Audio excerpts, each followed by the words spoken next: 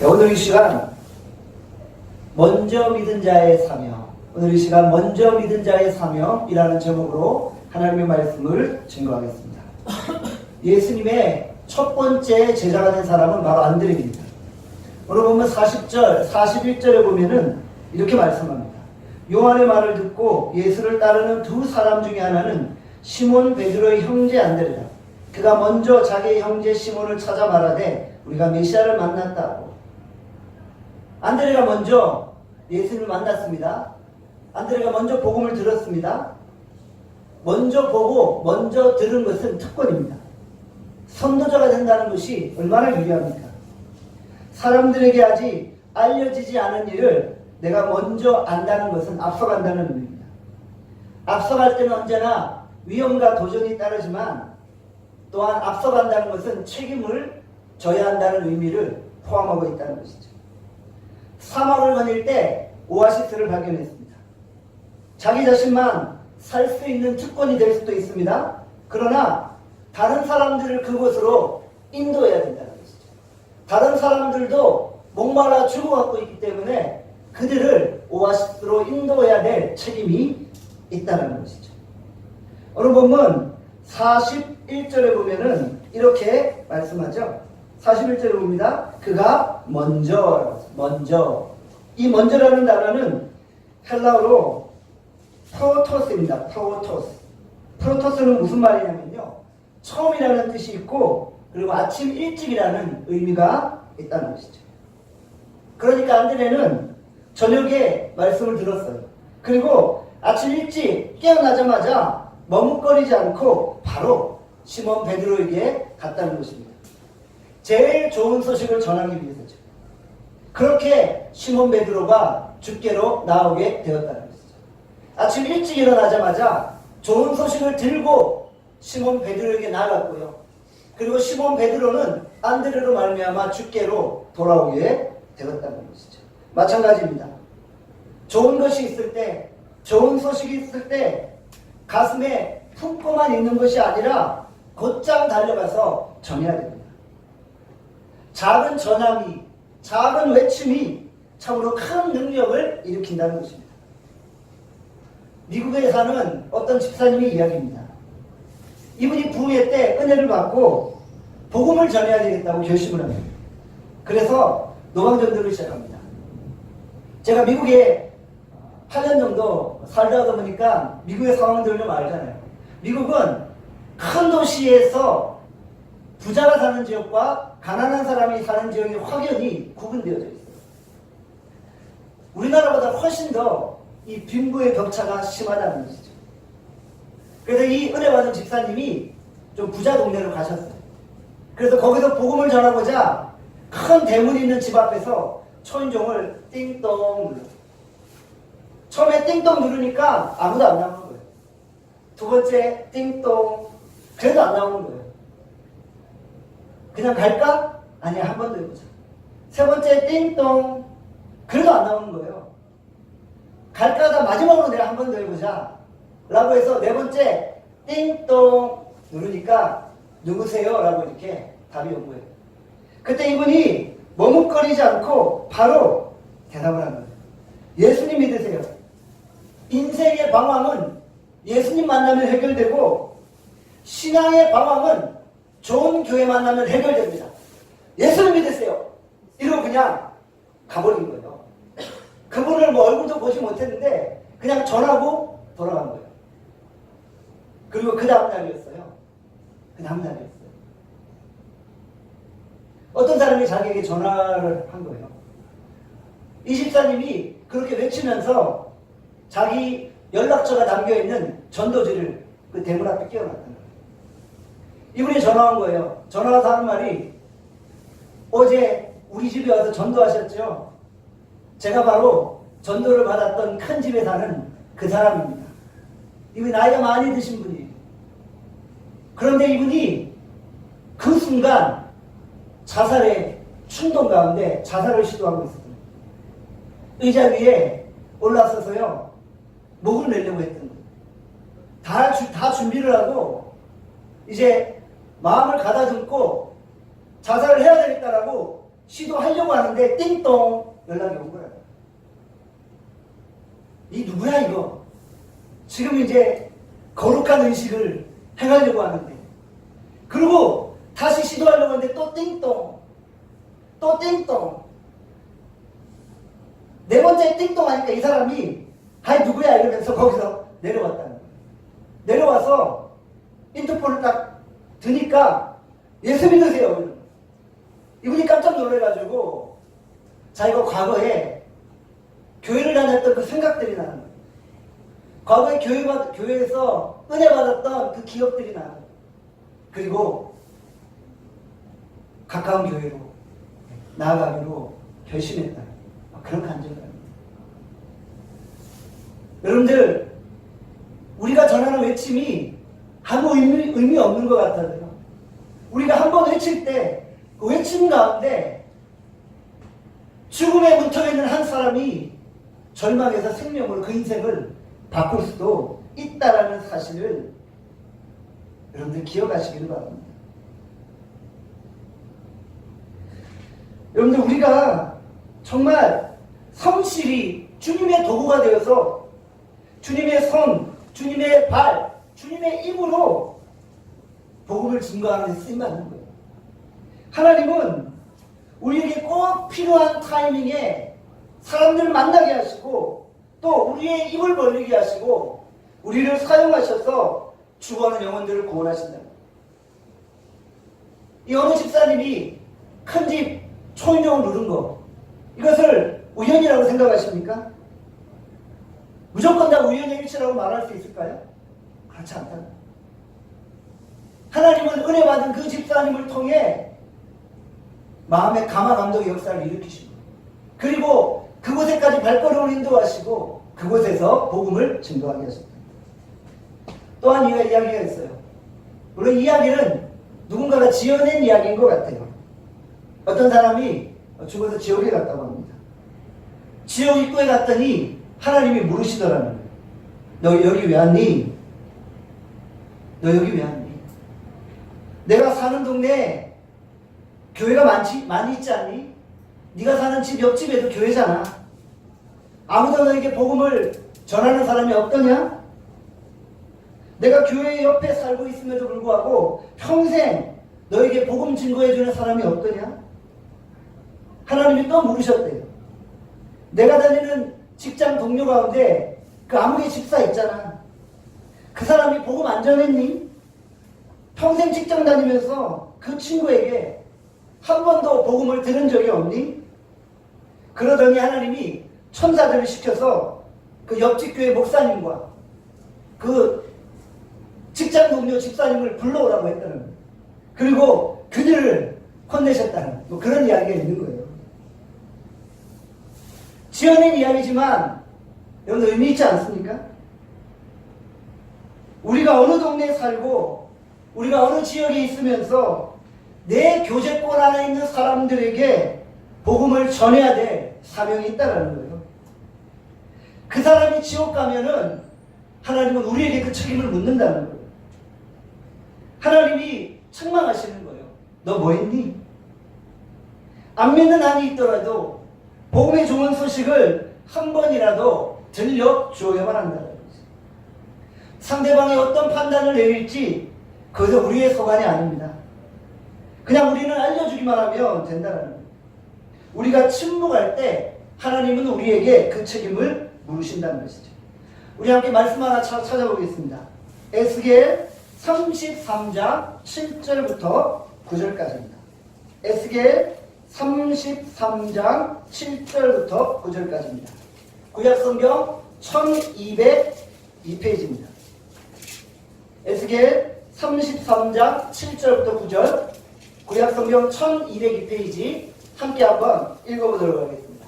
함께 읽겠습니다. 시작. 인자야, 내가 너를 이스라엘 족속의 파수꾼으로 삼음이 이와 같으니 그런즉 너는 내 입의 말을 듣고 나를 대신하여 그들에게 경고할지어다.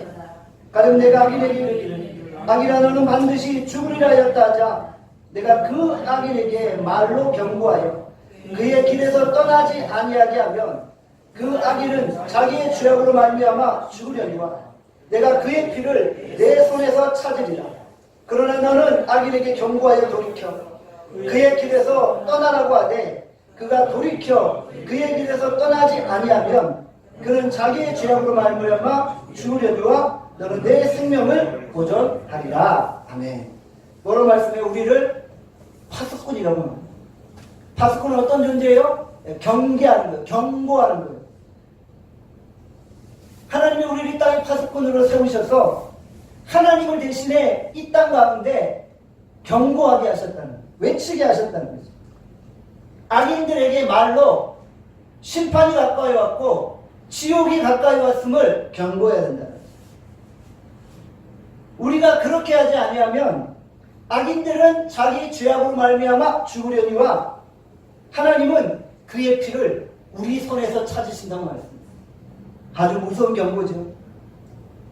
그리고 우리가 악인들에게 경고한다면 악인들이 비록 돌이키지 아니할지라도 악인들은 그 죄로 말미암아 죽겠지만 하나님은 우리의 생명을 보존하신다고 말씀합니다. 우리가 전하지 않으면 그 책임을 우리의 손에서 물으시고 우리가 전하면 우리의 생명을 보존하시겠다고 말씀하셨습니다. 열심히 증거하라는 거죠. 우리가 전도의 목록을 만들어야 돼요. 그래서 우리의 주변 이웃들 가운데 우리의 친척들 가운데 누가 예수님 안 믿는가 이름을 일일이 적고 그들을 위해 기도하고 그들에게 우리가 훈련받았던 브릿지 전도 훈련을 가지고 전도해야 되는 거예요. 사돈의 8촌까지 일가 친척들 모두에게 하나하나 체크하면서 복음을 전해야 됩니다. 당장 증거해야 된다는 거죠. 왜요? 하나님이 나를 이곳에 보내신 것이 이곳을 맡으라고 하신 하나님의 사명이 있는 것이기 때문입니다. 복음 중에 책임이 우리에게 있기 때문에 그 사명을 완수해야 됩니다. 하나님이 나눔교회 성도들을 불러주셨습니다.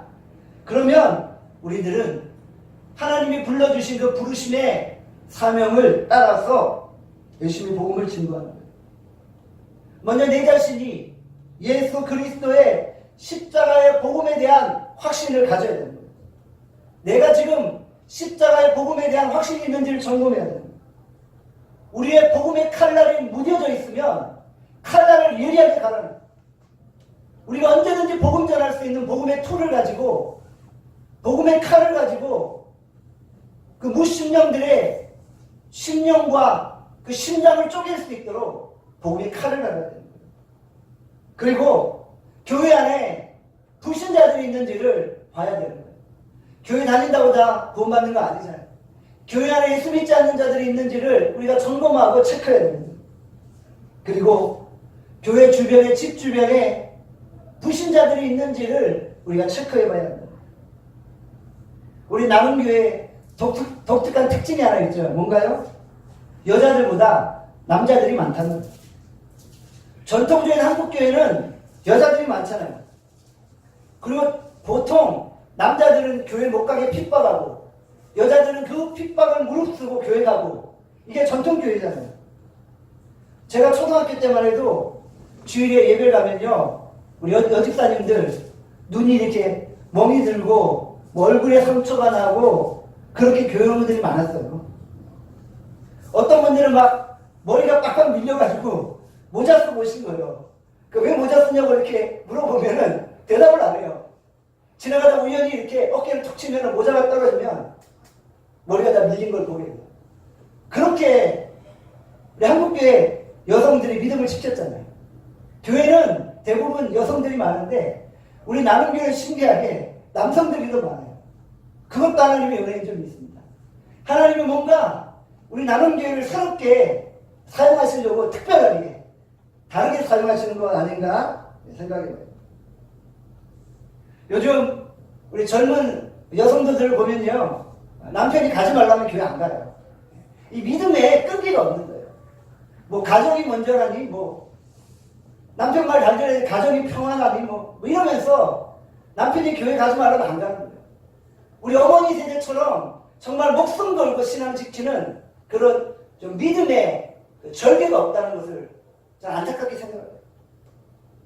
모든 핍박을 뚫고 죽게 나오는 선교신앙이 사라진 거예요. 정말 우리 안에 복음을 위해서 죽고 복음 위에 살고자 하는 마음이 있는지 우리가 돌아보는 거예요. 하나님이 우리에게 시간도 주셨고 물질도 주셨잖아요. 우리가 나타날 때가 아니라 이제 주의 영광을 위해 깃발을 들고 주의 복음을 위해 쓰임받고 사용되어져야 하는 거예요. 여러분 생각해 보십시오. 우리가 하나님의 사명을 감당하고 우리가 하나님의 뜻대로 나가면요, 하나님이 우리의 집을 대신져 주시는 거예요. 그리고 우리의 삶을 책임져 주시는 거예요. 마태복음 6장 33절에 말씀하죠. 너희 먼저 그의 나라와 그의 의를 구하라. 왜냐하면 이 모든 것들을 너에게 더하시리라. 우리가 주의 복음을 증거하는 일에 집중할 때 주께서 다른 것들은 더해 주시는 거예요. 주께서 은혜를 주시고 우리 교회 부흥도 허락하시는 거예요. 주를 위해 봉사하고 헌신하고 십자가 지는 것을 두려워하지 않는 거예요. 우리의 작은 헌신을 통해 하나님은 놀라운 일을 감당합니다. 우리의 조그만 헌신이지만 하나님은 그것을 사용해 놀랍게 역사하신다는 것이죠. 근데 안드레를 보십시오. 안드레가 베드로에게 한 말이 고작이야. 와서 보라. 와서 보라. 영어로 하면 come and see. 뭐 장황하게 설명하지 않았어요. 안드레가 브릿지 전도훈련 받지 않았어요. 그냥 자기가 만난 예수 그리스도 메시아 그분이 너무 내게 큰 은혜를 주셔서 거기에 감격해서 아침 일찍 일어나 베드로에게 찾아가서 와서 보라. 그 한마디에 베드로가 주께로 나오지 않습니까? 하나님은 아무것도 아니라 한마디 말을 가지고 예수님의 수제자를 세우는 놀라운 일을 이루셨어요. 아까 그 은혜 받은 여집사님 그 한마디가 죽어가는 한 영혼을 죽음에서 생명으로 인도했다는 것이죠. 오하이에 한 교회가 있습니다. 거기에 한 할아버지가 이제 그 교회를 방문해서요, 주일학교 사역자를 만났어요. 그리고 이 할아버지가 그 사역자에게 말했대요. 목사님, 저에게 주일학교 반을 하나 맡겨주세요. 저도 주일학교 사역자로 좀 교사로 섬기고 싶습니다. 그때 나이가 이 할아버지가 한 70세 정도 됐다고 합니다. 근데 이 주일학교 목사님이 보시기에 너무 나이가 드신 분이니까 주일학교 학생들을 가르치기에 부적합하다고 생각하신 거예요. 그래서 반이 있는데 일부러 반이 없다고 말하고, 반이 없으니까 좀 스스로 사람들을 전도해 와서 반을 개척해 주십시오. 이렇게 이제 부탁을 했다고. 그러니까 반만 만들어주고 학생들을 한 명도 붙여주지 않고 알아서 전도해 와서 주일학교 반을 하나 만들어, 이렇게 이 할아버지에게 말씀하셨다고. 이 할아버지가 놀이터로 간 거예요. 복음을 전하다가 친구 4명을 만났대요. 한 명을 전도하면서 나머지 3명이 같이 교회를 와서 4명을 전도해서 4명이 복음을 듣고 주일학교에서 섬기면서 신앙생활을 했다는 거예요. 이분이 나이가 들어서 얼마 있지 않아서 병상에 누워 있었고요. 병상에서도 이 4명을 위해서 끊임없이 기도했다는 거예요. 그리고 이분이 소천하셨어요. 그 후에 이 4명이 정말 놀라운 신앙의 일꾼들이 되었다고 합니다. 한 사람은 인도 선교의 역사적인 인물이 되었죠. 찰스 코레라는 선교사가 한 사람이었고요. 또 한 사람은 미국의 대통령이 되었죠. 워런 하이드. 그리고 한 사람은 대통령의 비서실장이 되었고, 이 할아버지 한 분이 전도했던 4명 중에 3명이 정말 견고한 신실한 신앙인이요, 미국을 이끌어가는 그런 정치가요, 선교사라고 세워졌다. 여기 이 할아버지가 한 것은 어찌 보면 지극히 미약한 것이었어요. 그냥 놀이터에서 노는 아이들 4명 복음 전하는 것밖에 없었지만, 하나님은 그 작은 섬김을 통해 미국의 역사를 바꾸는 인물 4사람을 세우셨다는 거예요. 여러분들, 우리의 작은 헌신이 얼마든지 이런 능력을 나타낼 수 있다는 거예요. 그래서 우리가 하는 것이 아니라 하나님이 하시는 거예요. 우리가 철저하게 성령에 의지하고 성령의 인도함을 받는다면요, 하나님은 어디서든지 우리에게 이런 역사와 능력을 나타내실 수 있다는 것이죠. 70세 노인이 전도하는 것을 과소평가하겠습니까? 작은 전도 같지만 놀라운 인물을 배출하는 역사를 일으켰다는 거죠. 여러분이 장차 전도할 사람이 어떤 사람이 될지 누가 알겠습니까? 우리는 그저 정직과 성실로 열심을 다해 복음을 전하는 데 집중하기만 하면 됩니다. 하나님은 우리에게 사명을 주셨어요. 우리는 결코 그 사명을 소홀히 여겨서는 안 된다는 거죠. 우리는 항상 이 날카로운 긴장감을 가지고 주의 복음을 위해 헌신하는 믿음의 종들이 되어져야 합니다. 소돔과 고모라가 멸망할 때 롯과 그의 가족들이 구원을 받게 되잖아요. 그냥 나누면 롯과 그의 가족들마저 멸망당할 백성들이었다는 거예요. 그래서 천사가 그들을 끌고 나오잖아요. 우리도 믿지 않는 사람들을 끌고 나와야 되는 거예요. 억지로라도 질질 끌고 나와야 되는 거예요. 왜요? 우리의 손길이 생명의 손길이기 때문입니다. 우리의 손길이 살리는 손길이기 때문입니다.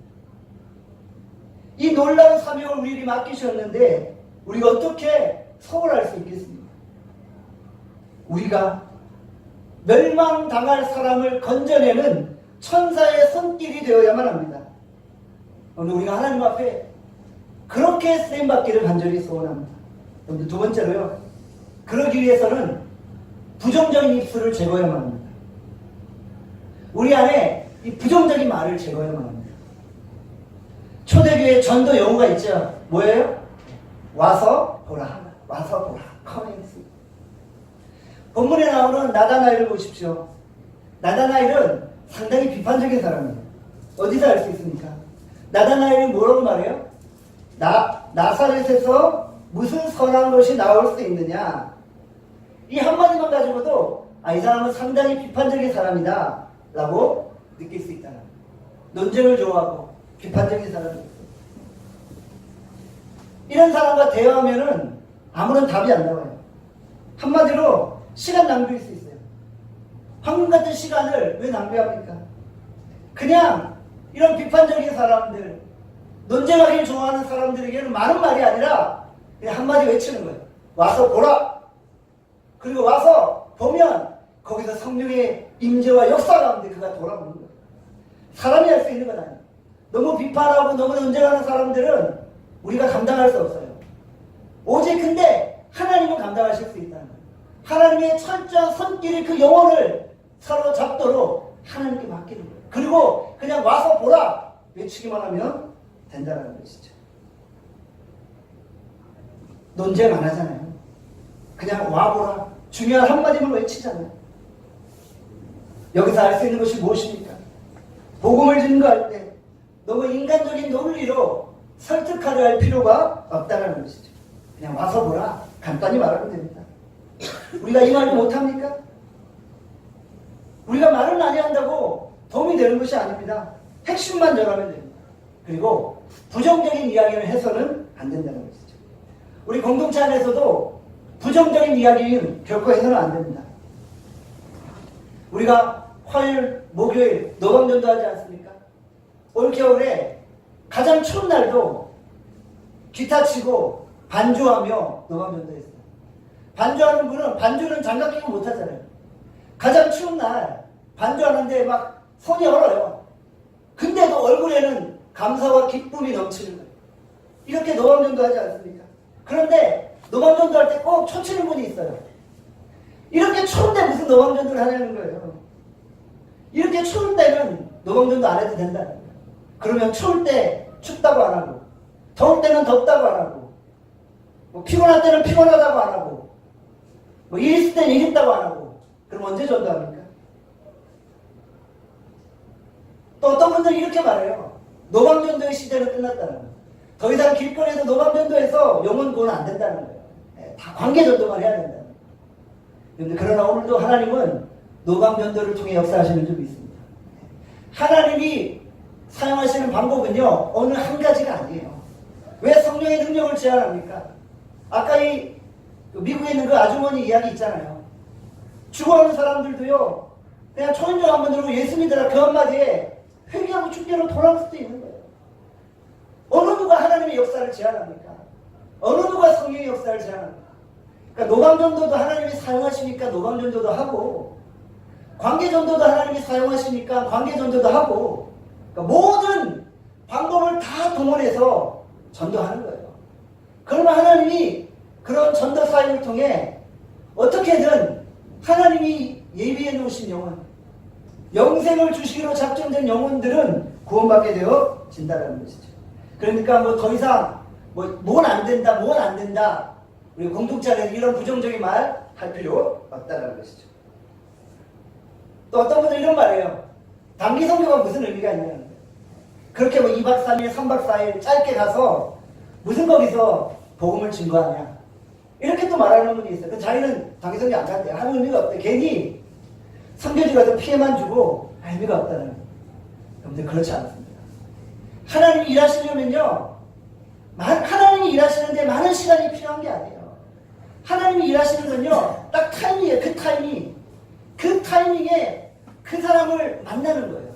이 사람이 지금 죽을 고비 가운데 있는데 그 사람의 심장을 꽂는 한마디에 그 사람이 변화돼요. 마치 나일강에서 아기 모세가 떠내려가는 바구니를 바로의 공주가 만나는 거예요. 이 타이밍이에요. 몇 초 상관이에요. 몇 초 상관. 한 1, 2초만 바로의 공주가 늦게 나타나도요, 벌써 그 아기 모세의 바구니는 저 나일강을 통과해버리는 거예요. 통과해버리는 거예요. 근데 정확한 타이밍에 아기 모세의 바구니와 바로의 공주가 만나는 게 이 역사잖아요. 카이로스의 시간. 우리가 선교할 때 하나님은 그렇게 카이로스의 시간을 통해 한 영혼을 만나게 하실 수도 있다는 거예요. 뭐 100% 그렇게 한다, 이렇게 표현하기보다는 얼마든지 하나님이 단기 선교를 통해서도 일하실 수 있다는 거예요. 그렇기 때문에 우리가 선교 가는 거잖아요. 그리고 우리가 어떻게 하든지 불신자들이 한 번이라도 교회에 발을 디디게 하는 거예요. 마당만 밟는 한이 있더라도 자꾸 교회로 끌어들이는 거예요. 그래서 교회 한 번 함께 하는 거예요. 그래서 여기서 어떻게 하든지 하나님의 인재가 있는 곳에서 함께 성도들과 어울리게 하는 거예요. 그런 가운데 마음이 열리고 주께로 돌아오는 역사가 일어나게 되어진다. 자기 속에 좋은 것이 있는 사람은요, 좋은 것을 말하는 거예요. 그런데 자기 속에 부정적인 것이 가득하기 때문에 부정적인 것을 말하게 되어진다. 여기 독일에서 오신 분이 있는데 제가 독일의 예화 하나 드릴게요. 옛날에 이제 동독과 서독이 갈려져 있었잖아요. 동베를린과 서베를린이 있었잖아요.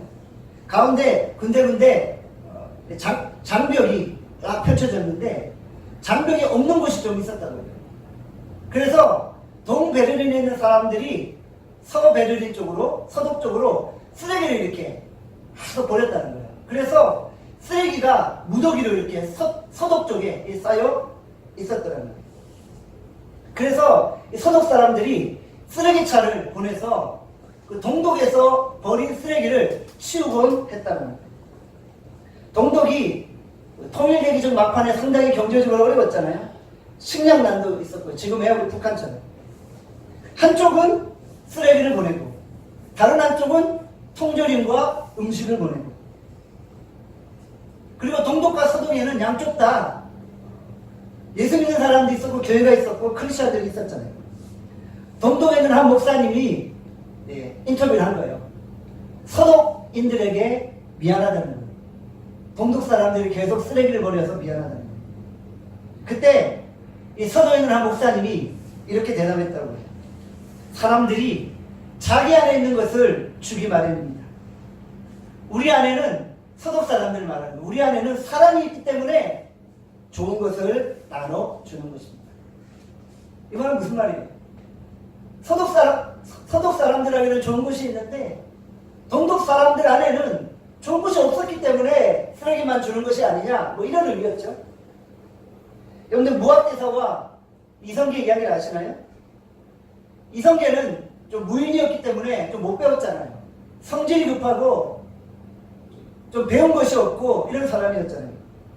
그래서 이성계가 무학대사를 만났대요. 근데 이 이성계가 성질이 좀 급하고 직선적이니까 이 스님이 좀 뚱뚱했나 봐요. 스님 돼지 같습니다. 이렇게 말을 했다는 거예요. 근데 스님은 이성계에게 당신은 부처 같습니다. 이러더라고요. 사실 아무리 사람이 돼지 같아도 돼지라고 말하면 좀 그렇잖아요. 좀 풍만해 보입니다. 뭐 건강해 보입니다. 뭐 튼튼해 보입니다. 이렇게 표현해야죠. 그때 이제 이성계가 그 말을 듣고 무학대생이 말했어요. 나는 당신에게 돼지라고 했는데 당신은 어떻게 나에게 부처라고 말합니까? 그때 이 무학대사가 그렇게 말했대잖아요.